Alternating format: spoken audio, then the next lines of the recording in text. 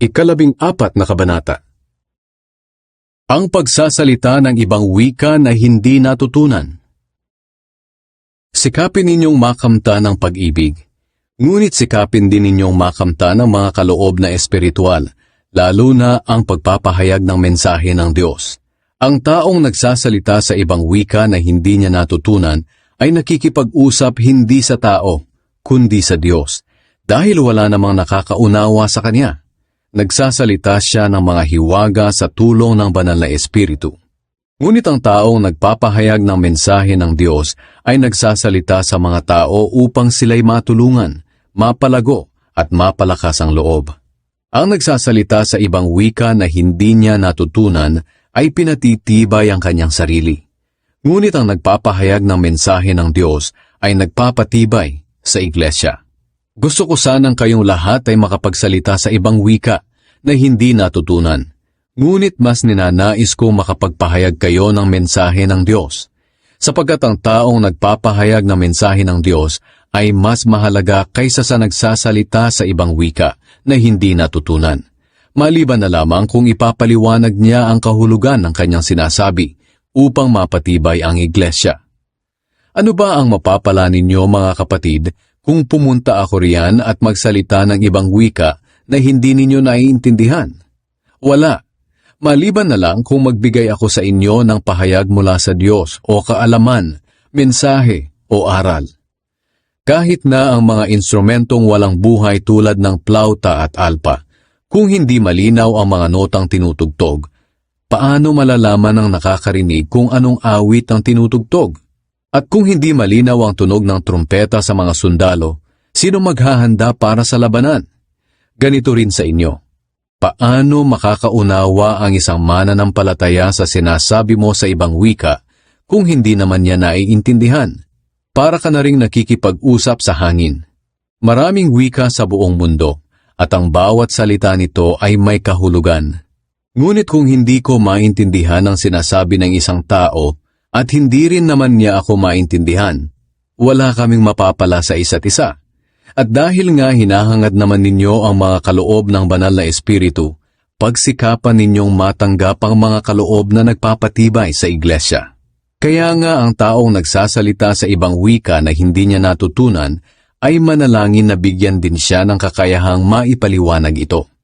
Kung nananalangin ako sa ibang wika na hindi ko natutunan, nananalangin nga ang aking espiritu, ngunit hindi naman naiintindihan ng aking isipan.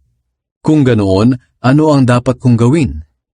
Mananalangin ako at aawit sa pamamagitan ng aking espiritu, kahit hindi ko ito naiintindihan. At mananalangin din ako at aawit sa paraang naiintindihan ng aking isipan. Kung magpapasalamat ka sa Diyos sa pamamagitan ng iyong espiritu lamang at hindi ito maintindihan, paanong makakasagot ng Amen ang iba kung hindi naman nila naiintindihan ang iyong sinasabi? Kahit maayos ang pagpapasalamat mo sa Diyos, kung hindi naman naiintindihan ng iba, hindi ka rin makakapagpatatag sa kanila. Nagpapasalamat ako sa Diyos na nakapagsasalita ako sa iba't ibang wika na hindi natutunan ng higit pa sa inyong lahat. Ngunit sa pagtitipon ng mga mananampalataya, mas makakabuti pa ang magsalita ako ng 5 kataga na naiintindihan upang maturuan ko sila, kaysa sa magsalita ako ng libu-libong kataga sa wikang wala namang nakakaintindi. Mga kapatid, kung tungkol sa mga bagay na ito, huwag kayong mag-isip bata. Kung sa masasamang bagay, maging tulad kayo ng mga batang walang malay sa kasamaan. Ngunit sa pangunawa, mag-isip matanda kayo. Sinasabi ng Panginoon sa kasulatan, magsasalita ako sa mga taong ito sa pamamagitan ng iba't ibang wika at sa pamamagitan ng mga dayuhan, ngunit hindi pa rin sila makikinig sa akin. Kaya ang pagsasalita sa iba't ibang wika na hindi natutunan ay isang tanda, hindi para sa mga mananampalataya, kundi para sa mga hindi mananampalataya. Ngunit ang pagpapahayag ng mensahe ng Diyos ay para sa mga mananampalataya, hindi sa mga di mananampalataya. Kung nagtitipon kayong mga mananampalataya at lahat kayo'y nagsasalita sa iba't ibang wika na hindi ninyo natutunan, At may dumating na mga di mananampalataya na hindi alam ang inyong ginagawa. Hindi ba nila aakalaing nasisiraan kayo ng bait?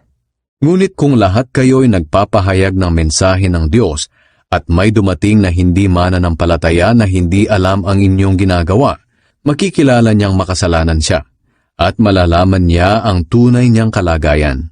Maging ang mga lihim ng kanyang puso ay maihahayag at dahil dito, siya'y magpapatira pa sa pagsisisi at sasamba sa Diyos at masasabi niyang ang Diyos ay talagang nasa piling ninyo. Ang maayos na pagsamba. Kaya mga kapatid, ito ang nararapat ninyong gawin sa inyong pagtitipon.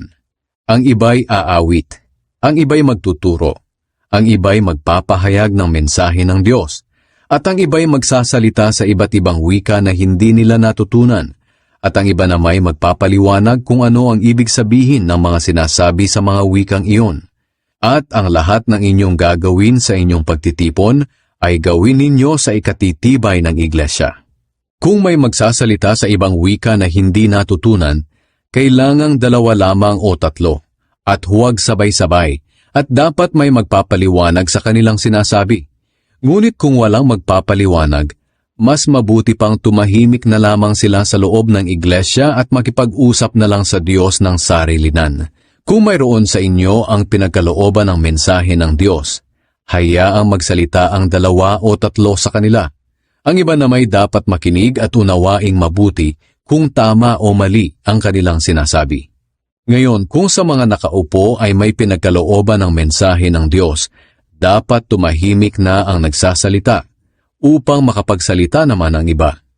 Sapagkat kayong lahat ay maaaring makapagpahayag ng mensahe ng Diyos ng isa-isa, upang matuto ang lahat at mapalakas ang kanilang pananampalataya. Ang nagpapahayag ng mensahe ng Diyos ay dapat may pagpipigil sa sarili, sapagkat ang Diyos ay hindi nagdadala ng kaguluhan, kundi kaayusan.